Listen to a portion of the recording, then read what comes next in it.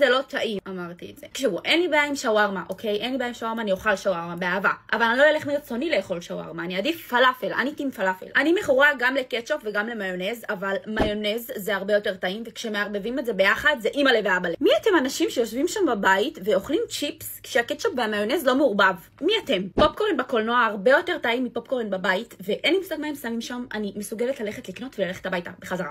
רק בשביל שיהיה לי את הפופקורן של הקולנוע. פסטה עגבניות הרבה יותר טעימה מפסטה רוזה ופסטה שמנת פטריות. אני כאילו באמת אוהבת הכל, אבל אם הייתי צריכה לבחור מנה אחת לכל החיים, זה פסטה עגבניות. גזר מבושל זה מחריד. אני אוהבת גזר כשהוא טרי, כשהוא סלט, אני אוהבת אותו חי. עכשיו בואו נסגור את הסוגיה פה, זיתים עם נוטלה, זה הדבר הכי טעים שיש, ותנסו אותי, אוקיי? תנסו, אל תשפטו, תנסו. אני עוברת לדבר האחרון, דגים נעים. זה הדבר הכי טעים שיש, זה לאיכותיים בלבד. אין טעים כזה. איך אתם אנשים יושבים שם ולא אוהבים דגים נעים? גם בסושי, דרך אגב, אני אעדיף את הסושי שלי עם דג נע מאשר מטוגן.